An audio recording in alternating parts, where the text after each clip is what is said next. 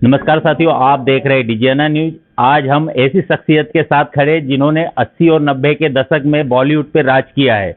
हमारे साथ में सुपर हिट हीरोइन उस दौर की अभी भी है वैसे तो ये है हमारे साथ मीनाक्षी शेषाद्री जी। मीनाक्षी जी, आपका सबसे पहले तो खरगोन जिले में स्वागत है। आप पहली बार यहाँ पे आए हैं। 27 साल के बाद में आपने वापस फिल्मों में मूव किया है, क्या कहेंगे? Age is just a number, सुना होगा ना, अपने अंग्रेजी में कहते हैं। तो हालांकि इतना वक्त गुजर गया है शादी के बाद, 30 साल हो गए हैं। मैंने 95 में शादी की और अभी 2026 है, पर मुझे लगता है मैं अभी भी तरोताज़ा जिंदा दिल हूँ, मन में और अपने मस्तिष्क में और अपने आत्मा में जवान हूँ। तो ये जो मेरा सेकंड इनिंग्स है क्रिकेट की भाषा में, इसमें भी मेरा पूरा विश्वास है कि मैं सफलता ही प्राप्त करूंगी। आपने उस दौर के, या यूं कहे अभी भी वो हीरो चल रहे, जैसे सन्नी देओल हो गया, अमिताभ बच्चन हो गए, ये अभी भी सुपर हिट है, इन सब के साथ काम किया है। बहुत सारे ऐसे हीरो की एक लंबी लिस्ट है। इनमें से आपको ज्यादा सरलता से काम करना किसके साथ लगा, किनसे बहुत कुछ सीखने को जैसे मिला?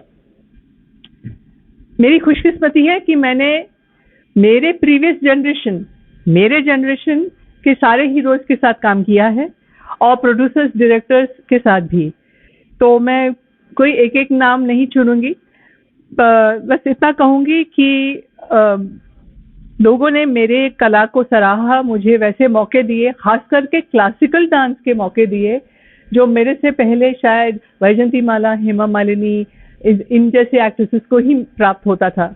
तो मुझे लगता है कि मेरी जो पहली इनिंग्स थी वो काफ़ी सफलता पूर्वक थी और मेरे हर एक्टर को स्टार के साथ काम करके मुझे बहुत कुछ सीखने को मिला। आप एक अनुभवी एक्टर राजेश खन्ना जी के साथ शायद पहली फिल्म आपने की, पर उसके बाद में आपने हीरो फिल्म एक ऐसी की सुपर डुपर रही और उनमें आप भी शायद नए थे, पर वो हीरो जो जैकी श्रॉफ जी वो भी नए थे। क्या रहा होगा अनुभव उस समय?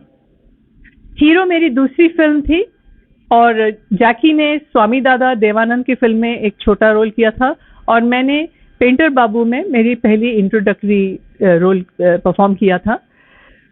हाल ही में मैंने इंडियन आइडल में सुभाष घई फिल्म हीरो के निर्माता निर्देशक, उनके साथ एक एपिसोड पे मैंने भाग लिया। तो एक तरह से आप कह सकते हैं कि वो हमारे लिए गुरु के समान थे। सुभाष जी से जैकी और मैंने बहुत कुछ सीखा क्योंकि हम लोग नए थे, बच्चे थे, और पर हीरो की कहानी, हीरो के गाने, हीरो के नृत्य, उसके हर एक डायलॉग लोगों को इतना पसंद आया। जैसे तो तमिलनाडु, जहाँ से मैं हूँ, लेकिन जहाँ हिंदी ज़्यादा उसको इम्पोर्टेंस नहीं देते हैं, वहाँ चेन्नई शहर में हीरो एक पूरे साल तक चली। तो आप समझ सकते हैं कि ये एक किसी भी न्यू कमर के लिए बहुत ही बड़ा एक अनुभव हो सकता है। वैसे आपकी फिल्मों की एक लंबी कतार है जो सुपर डुपर रही, पर मुझे लगता है कि देश को एक बदलाव मिला दामिनी फिल्म से। आपने उसको कैसे महसूस किया? दामिनी एक सोशली कॉन्शियस सब्जेक्ट को लेकर एक फिल्म बनाई गई थी।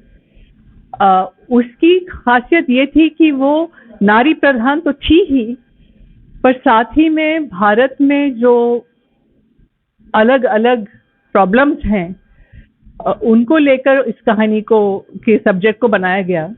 और मेरे पात्र को, मेरे कैरेक्टर को इतने खूबसूरत डायलॉग्स मिले, सीन्स मिले कि आज तक लोग मुझे उस फिल्म के लिए याद करते हैं।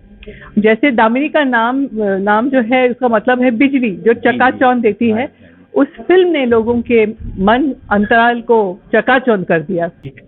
मैम, आपने जो 27 साल बॉलीवुड को छोड़ा, अमेरिका में आपकी लाइफ बीती है, उसका कुछ अनुभव आपने वहाँ क्या? जैसे मैंने सुना कि आपने कोई स्कूल भी खोली थी। अच्छा, आप बार बार 27 बोल रहे हैं, मैं बार बार 30 बोल रही हूँ। गणित में थोड़ा लोचा हो रहा है। अच्छा। चेरिश डांस इंस्टीट्यूट में मैं भरतनाट्यम, कथक और ओडिसी, इन 3 शैलियों में मैं शिक्षण देती थी। मेरी स्कूल की खासियत ये थी कि मैं एक पूरे ग्रुप को नहीं सिखाती थी, मैं एक एक बच्चे को अकेले प्राइवेट सिखाती थी और उसके ऊपर कोई भी बच्चा मेरे स्कूल में बगैर ऑडिशन के दाखिला नहीं पा सकता था।